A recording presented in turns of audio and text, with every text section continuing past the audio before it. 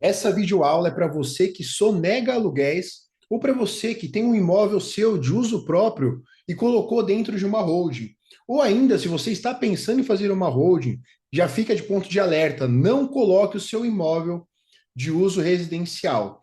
Se você conhece alguém nessas situações que eu acabei de falar, que sonega aluguel, que tem um imóvel de uso próprio da família dentro de uma holding patrimonial, ou que quer fazer uma holding patrimonial, encaminhe esse vídeo para ela, porque eu vou trazer aqui pontos importantíssimos sobre a reforma tributária, sobre regras que estão sendo implementadas, que já passarão a valer a partir de 1º de janeiro de 2026. E dessa vez, o cerco fechou. Dessa vez não tem mais aquela história, não vai pegar, se pegar, sempre deu certo, não vai mais dar certo.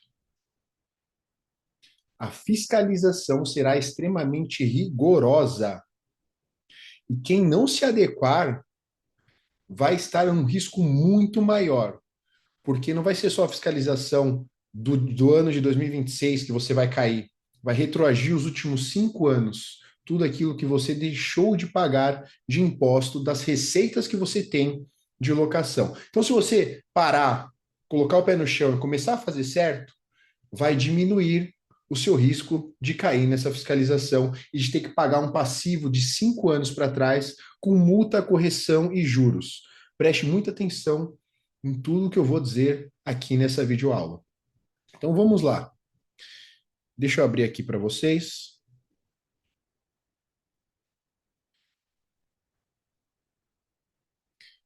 Explicando com base técnica e dados.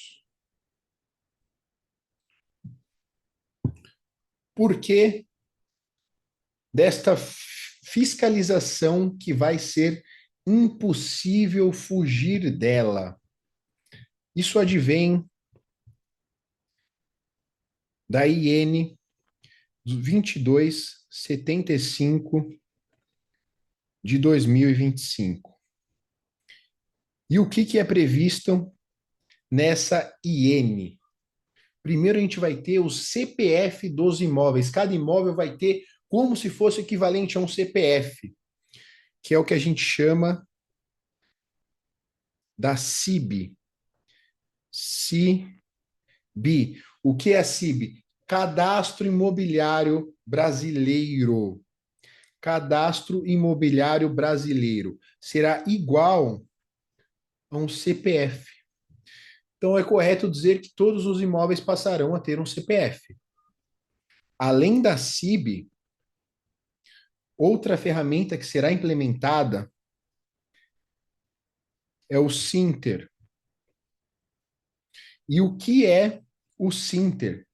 Vai integrar todos os dados das prefeituras, órgãos públicos e cartório de imóveis. Então, o Sinter vai integrar dados públicos dos municípios, dos cartórios e dos demais órgãos públicos. E qual que é o resultado disso? O resultado é o rastreamento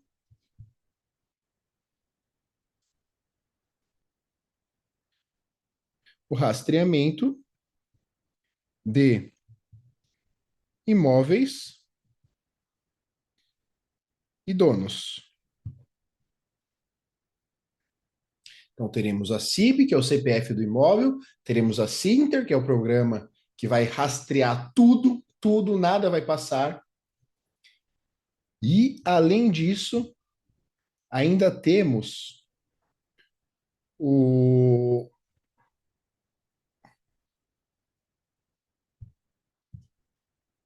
Só um minutinho que fugiu aqui. A Serpo. Mais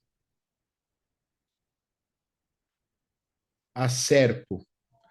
A Serpo, ela integra todos os dados. A Serpo é o que faz aquele aplicativo do gov.com. Ela integra todos os dados, ela sabe tudo sobre você. E, inclusive, tem muita fiscalização sendo feita com base em print de tela de programa da Serpo. Que as pessoas acham que não pega, que não pega. Tudo que você faz hoje é fiscalizado. Só não existe braço suficiente para que você seja autuado, mas isso acabará agora com tecnologia, com sistemas, automatização, inteligência artificial, agente de inteligência, acabou. Acabou. Então, nós teremos uma fiscalização que vai envolver a Receita Federal, mais a SERPRO, além dos cartórios de imóveis, CRIs, Cartório de Registro de Imóveis, o DOI, que sempre existiu, que é Declaração de Operações Imobiliárias, e o CIB, além do Sinter.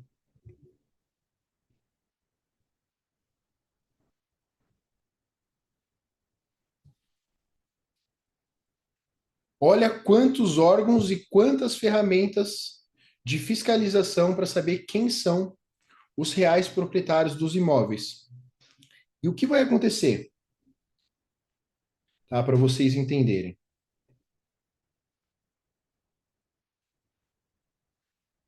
Presta atenção.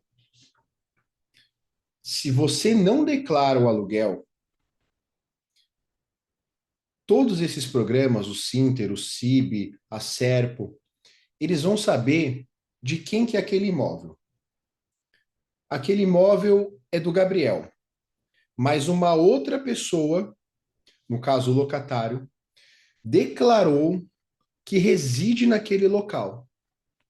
O fisco automaticamente irá presumir que você está omitindo receita de locação e vai te autuar. Caberá a você comprovar, estão invertendo o ônus da prova, caberá a você comprovar, no caso a mim, né, porque é o meu imóvel, caberá a mim comprovar que o João reside num imóvel que é meu, que está no meu nome e que não é uma locação, que é, por exemplo, uma sessão gratuita, estou emprestando imóvel, um comodato, enfim. Então, haverá esse cruzamento de dados. O imóvel está no seu nome registrado na matrícula. Se outra pessoa declarar que reside nesse imóvel, automaticamente você será autuado pelo fisco com a presunção de que você está omitindo uma receita de locação. Esse é apenas um dos exemplos do fim da sonegação. Agora, a mesma coisa se você tiver imóveis seu, de uso próprio seu e da sua família, dentro de uma holding patrimonial. Se você fez isso, você terá que pagar aluguel para morar na sua casa. Você vai pagar aluguel para morar na sua casa, tá vendo? Holding não é para todo mundo, holding não é sempre o melhor caminho. Mesmo que tenha uma holding, não são todos os imóveis que é inteligente, que é conveniente colocar dentro de uma holding. Então, se você colocou o seu imóvel de uso próprio dentro da holding, com a reforma tributária, com essas ferramentas de tecnologia, o fisco saberá que o imóvel não é seu, que o imóvel é da holding. E se o imóvel é da holding, você tem que pagar aluguel para ela. Porque se você não pagar aluguel, eu faço um comodato, eu faço uma sessão gratuita, tudo bem, vai incidir tributação, que vai ser mais onerosa do que os tributos de uma locação. A sessão gratuita, nessa hipótese, nesse cenário, vai gerar a tributação na sua pessoa física. Por quê? É considerado como se fosse um salário indireto. Isso não é de hoje, não é da reforma tributária, isso é desde 1965.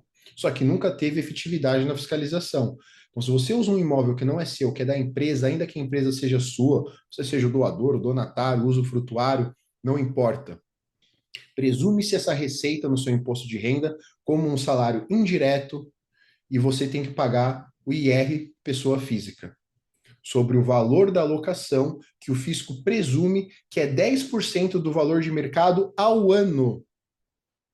Então, se o imóvel que você mora, que é da empresa agora, vale 2 milhões, o fisco irá presumir que o valor da alocação é de R$ 200.000 por ano, e sobre esse valor vai incidir o seu imposto de renda à pessoa física, e a pessoa jurídica ainda terá que pagar IBS e CBS, isso sim da reforma tributária.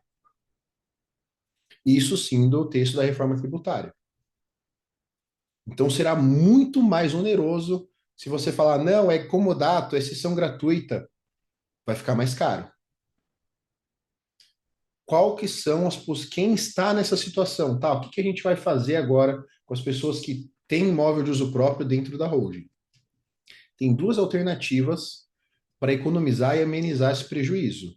Uma, você vai fazer um contrato de aluguel, de locação com a holding, com a pessoa jurídica, e vai colocar um valor razoável.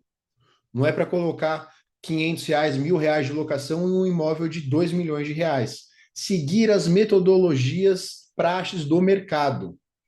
Hoje, uma rentabilidade de locação é numa média de 0,3% do valor do imóvel. Então, você vai fazer um contrato de locação, você vai colocar o valor de 0,3 do valor do imóvel para fazer esse contrato de locação com a empresa.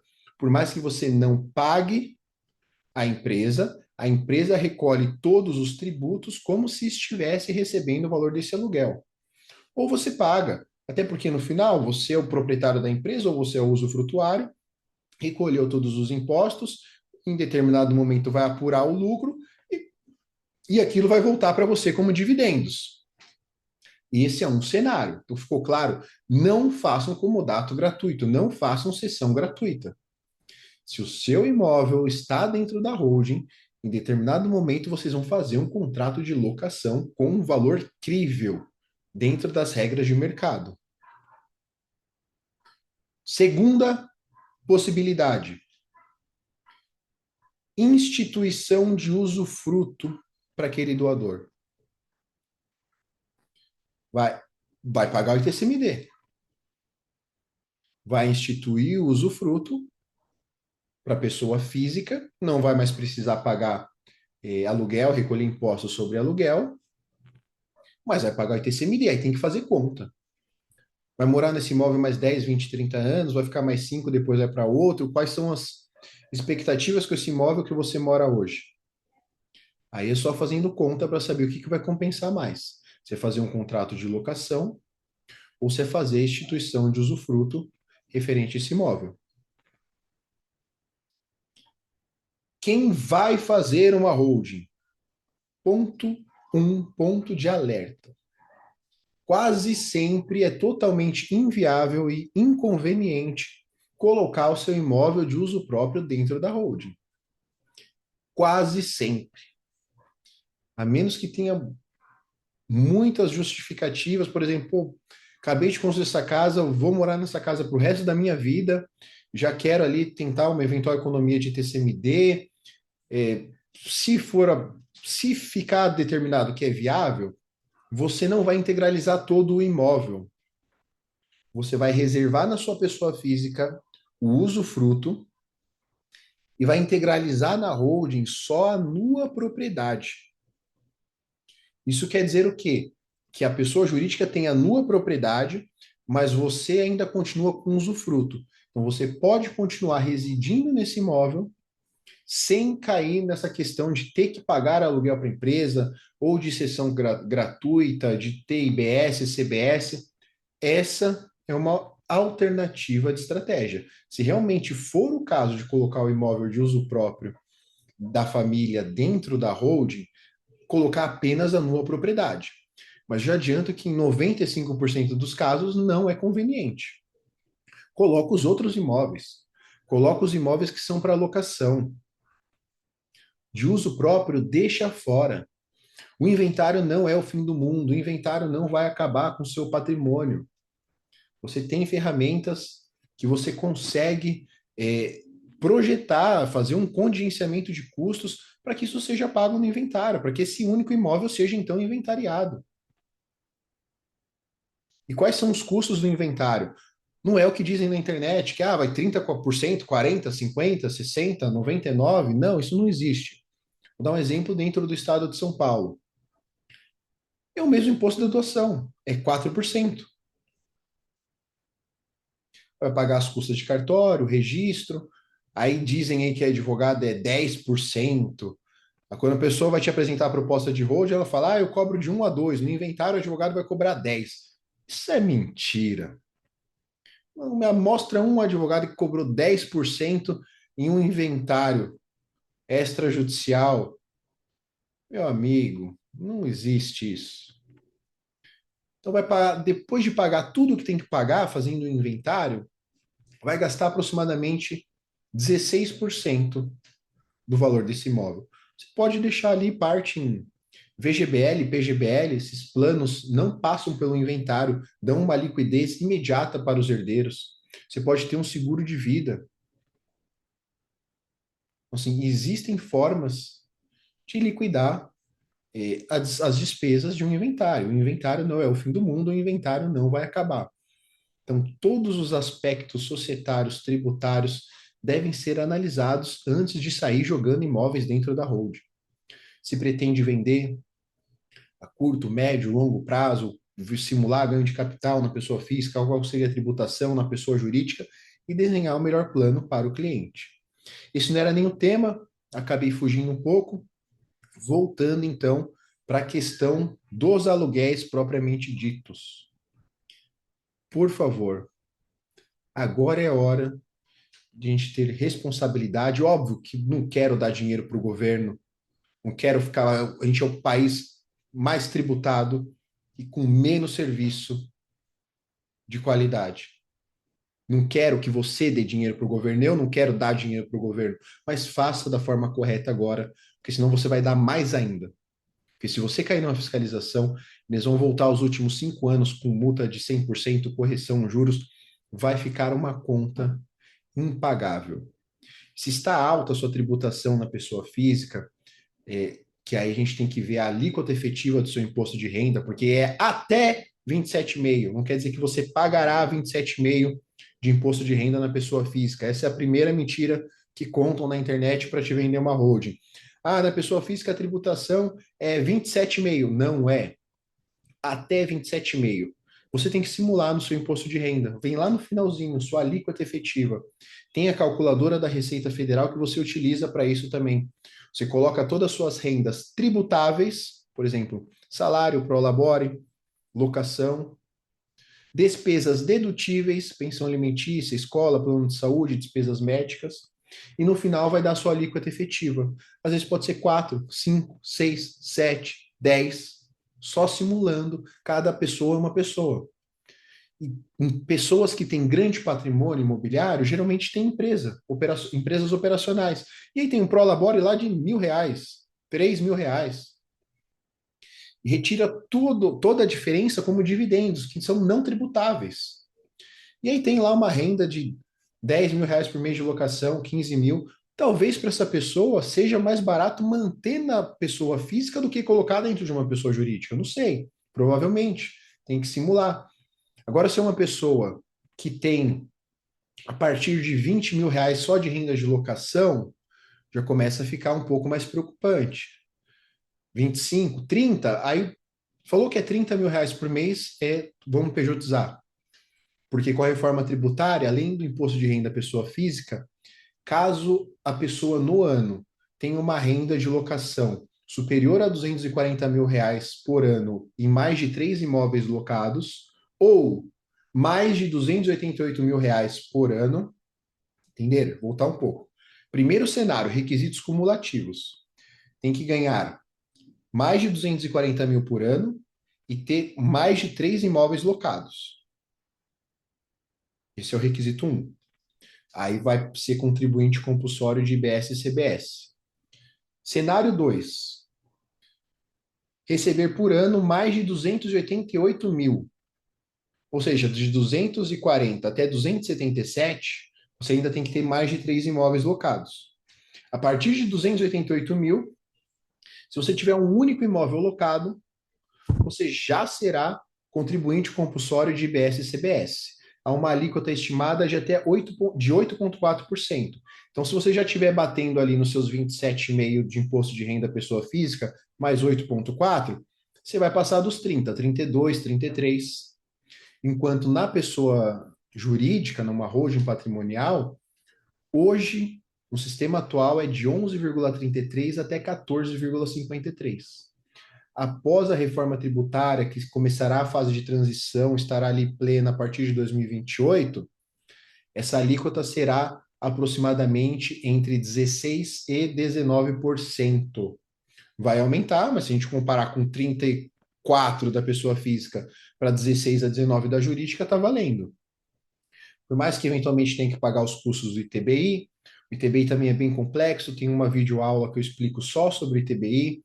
A gente tem o tema 1348, que está pautado no STF, e esse tema 1348 vai unificar para o Brasil inteiro se essa imunidade do ITBI é absoluta, é indiscutível, que hoje tem muita discussão.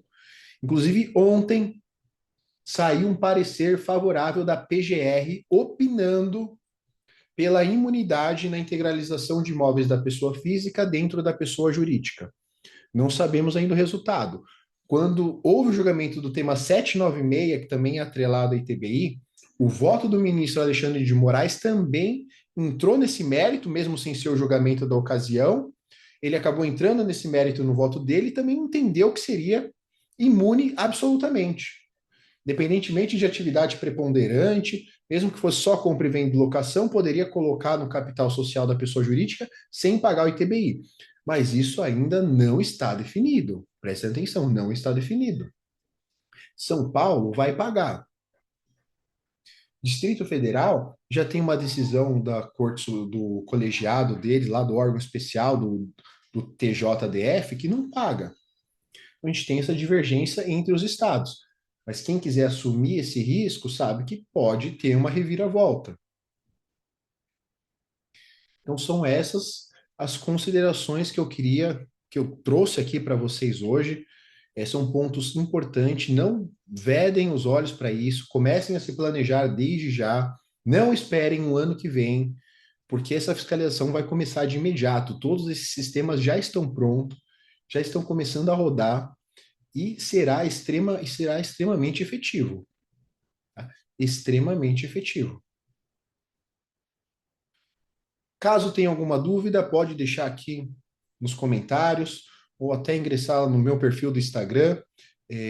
Tem lá o link na bio com o meu contato. Fiquem à vontade. Eu agradeço aqui quem assistiu até aqui. Um abraço. Fiquem com Deus.